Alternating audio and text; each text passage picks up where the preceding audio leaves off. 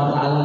Dalam kesempatan ini sebelum nanti Bunda kita Bu Yahini Kurnia akan menyampaikan ilmu dan motivasinya, izinkan kami untuk menyampaikan pertama salam dari Bunda Abah Mas Mahmud melalui grup kami. Beliau menyampaikan salam kepada semua. Sejatinya kalau beliau tidak berada di tanah suci, beliaulah orang yang duduk di tempat ini. Namun karena beliau berada di tanah suci sedang melaksanakan ibadah umroh, membimbing para jemaah, beliau menyampaikan salam untuk semuanya, mendoakan dari tanah suci. Titip salam untuk semua jemaah malam Selasa. Alhamdulillah mendoakan semua jemaah kita malam Selasa. Ya, mendoakan orang tua asuh dan semuanya para pejuang di pondok pesantren Darul Mahabbah. Mudah-mudahan doa guru-guru kita yang berada di tempat-tempat mustajab itu memberikan efek. Karena kata guru kami ada 3, ya, dahsyatnya doa. Pertama, kita mendoakan diri kita sendiri. Kemudian apa? Kita mendoakan orang lain dan orang itu tidak tahu. Kemudian apa? Minta doa, ya. Inilah dahsyatnya doa. Maka ini adalah kekuatan kita. Kita tidak tahu, tiba-tiba ada taufik dari Allah yang menggerakkan hati kita untuk tahajud, untuk melakukan kebaikan-kebaikan, dan bisa jadi itu adalah doa orang-orang untuk diri kita. Maka jangan bosan-bosan mendoakan orang, minta doa, bahkan mendoakan diri kita sendiri, karena nanti disitulah akan ada kebaikan-kebaikan yang kita dapati. Maka izinkan kami dalam pertemuan ini, ya, sebelum kita dengarkan nanti Bunda Bu Yahini Kurnia, kami akan menyampaikan tentang keajaiban istighfar. Dan Masya Allah, saya pun, ya, dan kita semua sebetulnya sudah tahu, ya, betapa dahsyat istighfar ini.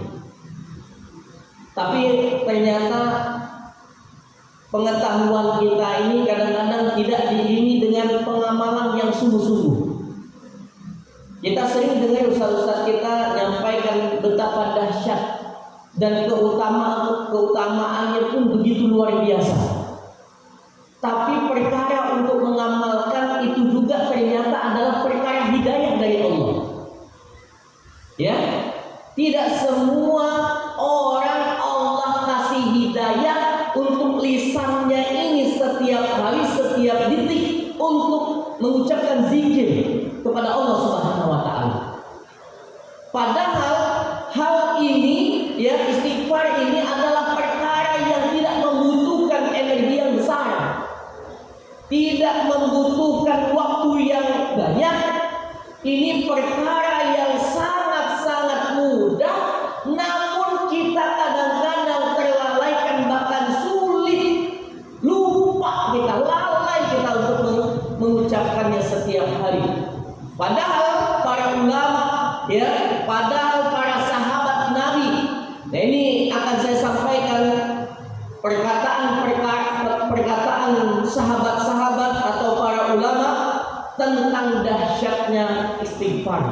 Ya, mudah-mudahan ini jadi motivasi untuk kita. Dan pertemuan ini saya ingin mengajak pulangnya kita dari tempat ini, ada amalan yang bisa kita bawa pulang dan kita istiqomahkan sampai kita mati. Pertama, kata seorang ulama, ya, dan para sahabat-sahabat, ya, tolong kalau pengen dicatat boleh, mudah-mudahan ini jadi motivasi. Abu Musa Al-Ansari mengatakan bahwa dulu, ini seorang sahabat yang berjumpa dengan Nabi, ya, dia mengatakan dulu kami memiliki 2 pelindung. Pelindung dari azab atau siksa Allah Subhanahu wa Ta'ala. Kami memiliki 2 pelindung.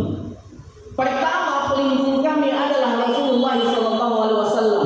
Jadi kalau ada apa-apa, kami ini mengunjungi Nabi Muhammad SAW untuk minta doanya, ya, minta doanya. Tapi ketika meninggalnya Rasulullah, tinggal satu lagi pelindung bagi kami.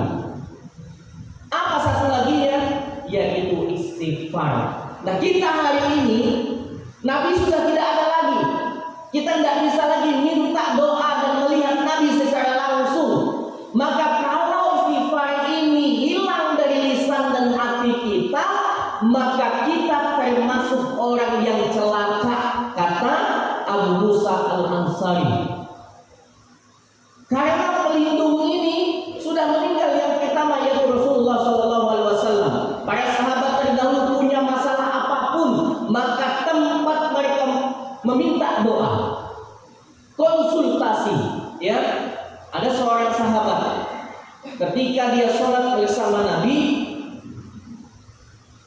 selesai Nabi salam, assalamualaikum, assalamualaikum. Dia ketika sholat salam, tiba-tiba ada salah satu sahabat langsung buru-buru untuk pergi, tidak berzikir. Dan itu dilihat Nabi sekali, dua kali, tiga kali.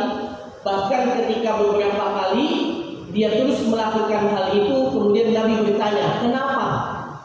Ya, setelah selesai sholat tidak zikir dulu. Padahal keutamaan zikir ini setelah sholat ini Masya Allah. Kemudian ya, dia mengatakan, saya harus bergantian dengan istri saya. Sarungnya ini hanya satu.